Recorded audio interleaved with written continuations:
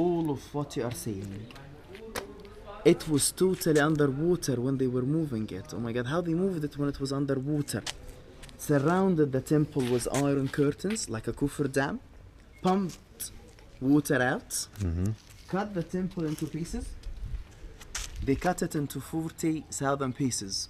Wow. Can you see how they numbered the stones? Wherever you go, you find a number like this one. Even inside, there are so many numbers. Stone by stone, piece by piece.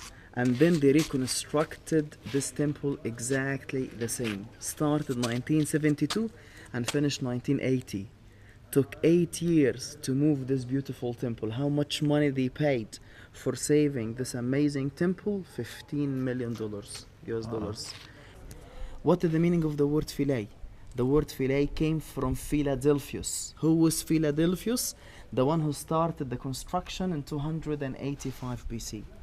An amazing Greek king, Greek Ptolemy II or Philadelphus, started the construction, dedicated this beautiful temple to an ancient goddess. Her name was Isis. So that's why the Egyptians did thank him. Like, how can I thank you about building a beautiful temple like this one? So we are going to call the temple with your name, or we are going to name the whole island with your name.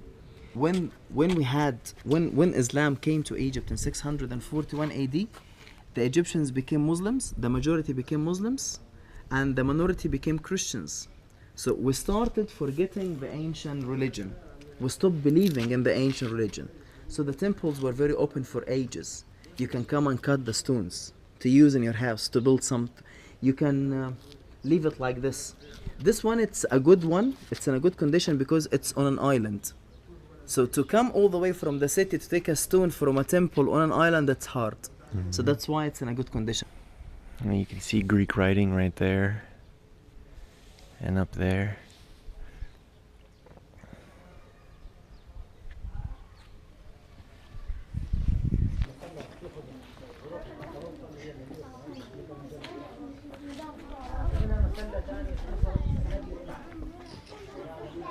But there is something, Igor, here. If you look at this beautiful building, it's what we call Mamizi. What is the meaning of the word Mamizi? Mamizi, it's a Greek word, means the divine birth house. No woman was giving birth here. But every year they used to come to this place and celebrate with the divine birth of Horus. Why it's divine birth? Because don't forget that his father lost his part. So how Horus was born? Spirit, gods can do anything, right? Here in this place they used to celebrate with who was his father. His father was Osiris. Who was his mother? She was Isis. Even who was his nanny, his babysitter. Can you see the columns here? A beautiful woman, her name was Hathor. But there's something, if you look at the scenes, can you see the scratches? The Christians did all the scratches which you can look at, Igor. See the chiseling?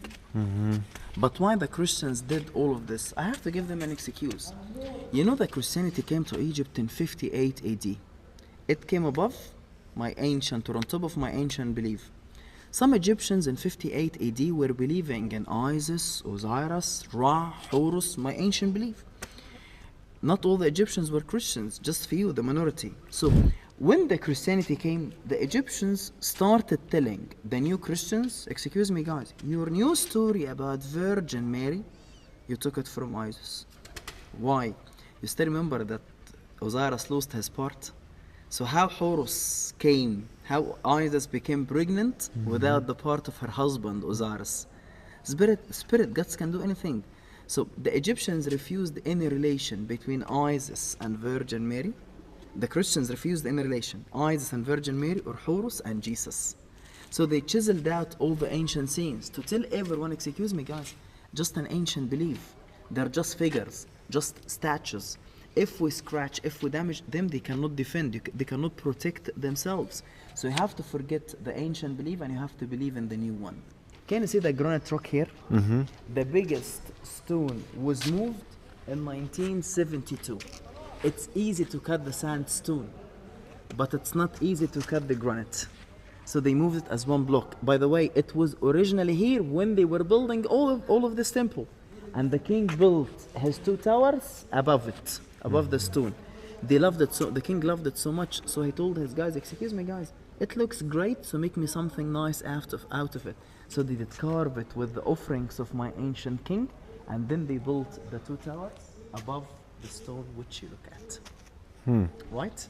How many tons is the granite block there? La, we did not weigh this one, but this one it's not less than maybe 25 or 30 tons, according to the size.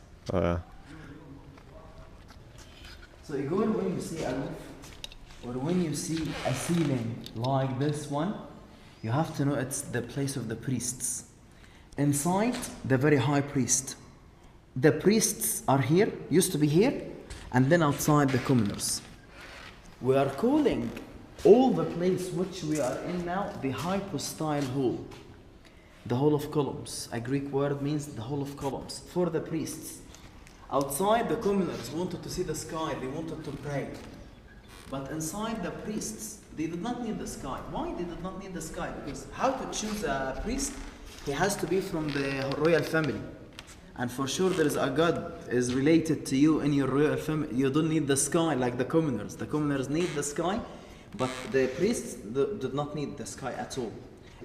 Anyways, forget the Egyptians for a while, and you have to know that this place became a church. Where we are now, built in 200 BC. But later, 284 AD, nearly 500 years after, the Christians used it as a church. Why? A crazy Roman emperor, Diocletianus in Arabic, Diocletian in your English, he was persecuting the Christians badly. He hated the new religion, so he used to kill so many Christians every day. So they left Cairo, the Christians, they left Alexandria, and they came to hide themselves in all of our ancient temples. So they used this part as a church. They told themselves, oh my God, there are columns like any church.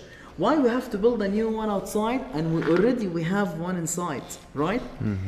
To use the place at the church, they made an altar, and this altar is facing east, right? Because when the Christians pray, they face east. And then they made an opening for putting the holy book and the incense. What else they did? Like, imagine that we are praying as Christians and we are facing east. When we open our eyes, we see Isis, Osiris, Ra. Oh my God, how can we talk about the new religion while we look at Isis and Osiris? So we're not going to scratch them like outside, no, we're going to erase all the scenes. Do you get the idea? Yes. So there were some of my ancient scenes here, but where they were looking at got erased.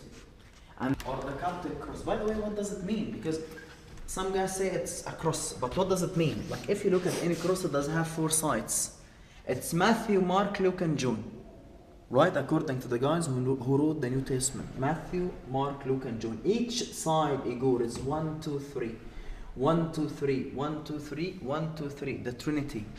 The Triad, Father, Son, and the Holy Spirit. 3 times 4, 12. 12 disciples. Exactly. So look at this one. Look at this one. Different designs, but the same idea. Look at this one as well. Different design, but the same idea. 3 times 4, 12 disciples. Look at the one here, which we have here. See, 4 sides, and each side is 1, 2, 3, 1, 2, 3. The same idea, the same belief. Coptic language, Coptic text from the Christian time to tell us that this place was in use at the church till 525 AD. What you are looking at. What you are looking at is the sanctuary, the Holy of Holies, the most important place or the most sacred place. When we built any temple, they used to start with the house of my God. So this is the house of my God. So the oldest place in my ancient temple which we visit is this beautiful room, because the statue of Isis, the golden one, used to be here. Only the high priest, every morning, who had the right to open the door when the sun rises. With all of his respect, he used to collect the offerings And then he used to make his offerings to his beautiful ancient goddess. Goddess Isis inside this beautiful place.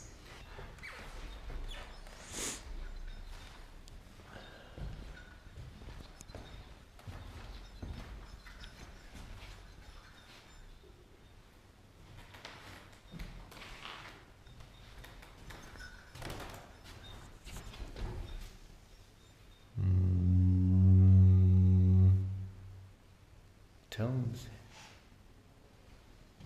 Anyways, from here you get to see the original island, Igor. Where is the original island? Can you see the black pillar? Mm-hmm. That black pillar, it's total underwater. Oh wow. 300 meters from the original island Philae to the new island Igilica. Game. Look at it. Oh yeah, he's got a bat and a ball. Bats and a ball, exactly. And it was a mix between basketball, between baseball and bowling. Mm-hmm. But in America, you say it's an American game, so let's say it's an American game to please the Americans. Sure. But seriously, it's a pure ancient Egyptian game. I'll tell you something. If you go to, there are some tombs in a place its name is Elminia. Very few people go to Elminia. It's nearly 300 kilometers south of Giza.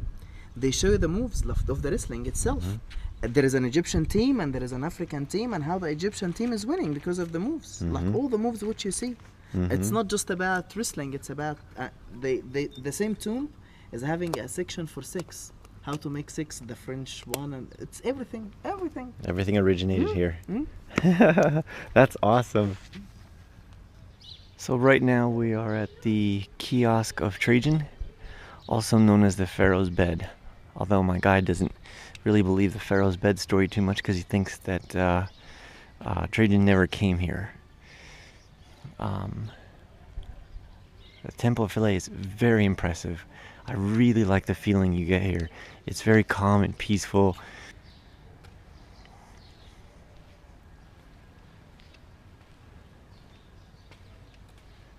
So the Coptic Christians are the ones who scratched out the images,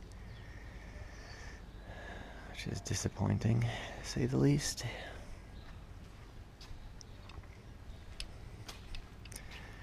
And the holes are likely either broken off or someone just took something they wanted, which also sucks.